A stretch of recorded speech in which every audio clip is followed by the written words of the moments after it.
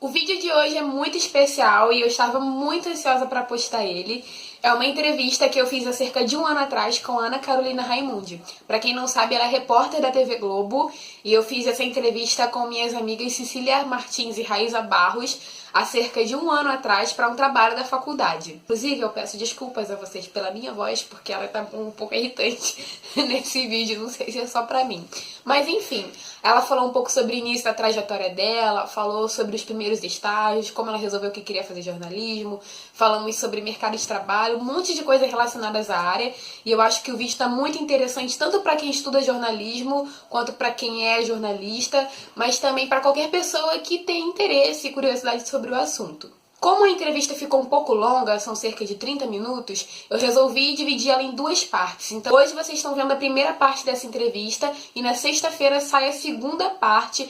Então, já se inscreve aqui no canal, já deixa o seu joinha, que é para o YouTube entender que você quer ficar por dentro de tudo que rolar por aqui e assim você recebe a notificação quando sair a segunda parte do vídeo. Eu espero muito que vocês gostem tanto quanto eu dessa entrevista e fica ligadinho aí. Ana Carolina Raimundi, repórter da TV Globo. Tudo bom, Ana? Tudo ótimo. Muito obrigada por receber a gente na sua casa, é um prazer imenso estar aqui. Então tá, eu quero saber um pouco sobre a sua trajetória, a sua vida profissional. Para começar, conta pra gente como que foi o início disso, quando você resolveu estudar jornalismo e como foi esse processo. Desde bem pequenininha eu sabia que eu queria trabalhar na televisão. Eu tinha um fascínio assim, pela televisão, eu achava que eu queria entrar pela caixa da televisão para ver o que tinha atrás, E aí o meu avô comprou uma câmera em, sei lá, década de 90 e eu comecei a brincar com os meus primos de telejornal. E eu era a diretora, a repórter, a apresentadora, a redatora. E aí isso foi amadurecendo. Então eu sempre soube que tinha algo ali nesse campo, assim. Aí quando eu fui fazer vestibular, eu fiquei meio confusa porque... na época eu queria jornalismo na UFRJ e eu tirei uma nota para passar para medicina. Só que a relação candidato-vaga para jornalismo era muito absurda porque tinham só 20 vagas. Eu acho que não sei se eram 20 para o primeiro semestre, 20 para o segundo, se eram 20 no total. Aí fiquei bem frustrada porque tinha uma pontuação muito alta e fiquei na reclassificação e não entrei. Aí eu fiz de novo. E aí no ano seguinte eu fiquei mais confusa ainda, falei, será que é isso? Porque é um esforço, eu não entrei. Aí no ano seguinte acabou que eu fui fazer o ERJ, Ciências Sociais. E aí comecei a trabalhar, e daí eu falei, tem alguma coisa faltando aqui. Aí meu pai falou, por que você não tenta a faixa no meio do ano, vê se você gosta, senão você vai continuar com ciências sociais, eu sou socióloga e tal. Aí eu entrei, comecei a fazer, fiquei cursando as duas e trabalhando, já desde o primeiro período eu consegui estágio. E aí eu acabei deixando a faculdade de ciências sociais para seguir no jornalismo, mas sempre pensei em voltar. Uhum. E aí eu acabei voltando depois eu fiz, tem uns 5 anos que eu fiz pós-graduação em sociologia na PUC. Então, desde o início você já caminha na prática, então, desde o primeiro período você já faz estágio. Como foi esse início? Eu sempre quis trabalhar, eu queria trabalhar, achava que eu sempre quis viajar. Então eu sabia que para viajar eu tinha que trabalhar.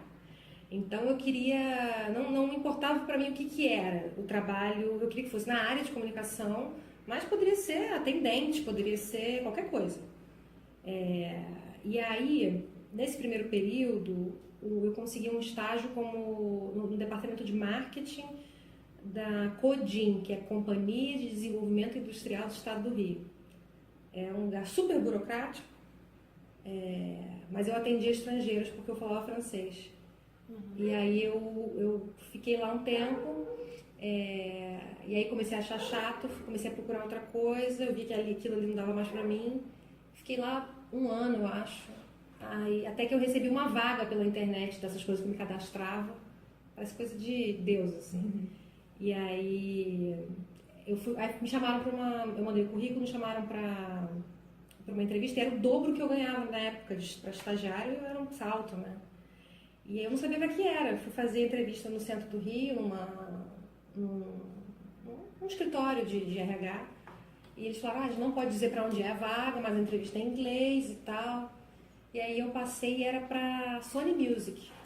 E aí fui trabalhar como estagiária na Sony Music, que foi o máximo, era uma delícia. Era estagiária de comunicação na área de rádio e TV. Até que eu fiz aí eu já estava lá na Sony, fiz a prova para Globo, estagiar. Não avisei para ninguém da minha família, porque eu tinha certeza que eu não ia passar. Porque quando eu via 5.000 pessoas para 5 vagas, eu nunca vou passar. Nunca fui muito boa de prova, de fazer prova. Era boa aluna, mas não era boa de prova. Era uma aluna regular em prova. Mas aí, acabei passando. Então, acabou que falar uma segunda e uma terceira língua foi sempre importante para você nesse processo, né? Foi. Fundamental. O francês, porque pouca gente fala. Então, quando eu já falava um pouquinho, a pessoa já... então me ajuda aqui, aparecer qualquer coisa em francês era comigo. Então isso te dá você consegue se inserindo em lugares um pouquinho mais especiais. Assim. Agora eu quero saber mais sobre o seu trabalho atualmente. Você é repórter da Globo. E como que acontece? Quais são as etapas para você construir uma boa reportagem?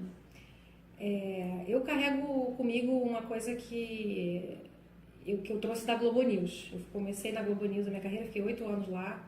E eu acho que quando eu fui para a TV aberta, eu fui pronta para encarar os leões, né, de fato. E eu aprendi muito na Globo News. Lá na Globo News tem muita gente que está há 40 anos na empresa, 30 anos na empresa. Então eu aprendi com essas pessoas. Então eu tinha uma bagagem muito grande assim, de conhecimento. Eu sempre quis ler tudo, estudar tudo. Aí quando eu fui para a TV aberta, mesmo fazendo assuntos mais simples, um buraco numa rua, um acidente, eu acho que a gente que vem da Globo News tem uma visão mais humana, às vezes, um pouco além, um pouquinho daquele fato em si. Então, para mim, hoje, para fazer uma boa reportagem, eu tento olhar sempre fora do óbvio. Você está vendo ali o acidente, tá, é o óbvio, mas...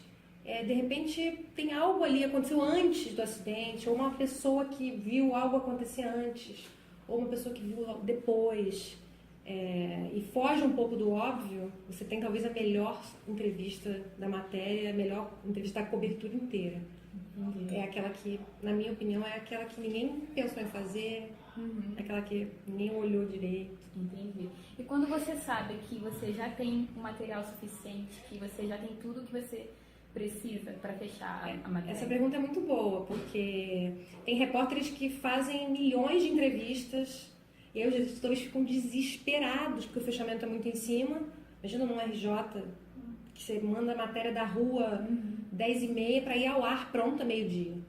Então, se você está muito longe, então, é uma loucura, né? Então, eu sei exatamente quando a matéria está pronta, mas porque eu fui editora antes. Na Globo News eu fiz de tudo. Quando eu entrei para estagiária, fui estagiária, fui produtora, fui editora, fui repórter, fui apresentadora. Então, eu acho que foi muito importante eu ter sido editora, que eu vejo a matéria editada na minha cabeça. Eu sei a frase que eu queria botar, eu sei já fiz 3 entrevistas, as 3 renderam. Eu não vou precisar fazer 8, eu já fiz as 3 e elas vão entrar. Então, claro que no início você fica mais inseguro, né? O editor, será que o editor não vai gostar dessa? Hoje em dia não, eu sei que elas são boas, eu garanto que são boas e vão entrar as 3. Você citou as entrevistas, que muitas vezes as pessoas têm testemunhos incríveis para dar e muitas vezes é tudo para ser feito em cima da hora. Como é que você se prepara para isso, para saber o que perguntar, o que precisa ser abordado naquela entrevista? Eu acho que todo mundo... Eu tento sempre chegar para as pessoas com respeito, assim. A gente é só repórter, né? Não é estrela, não é artista. Então você tem que primeiro chegar de igual para igual. Aí, inclusive, aquela pessoa tem todo o direito de não querer te receber e não querer falar com você, né? Um cidadã como você, eu não quero falar. Então, ótimo, beleza.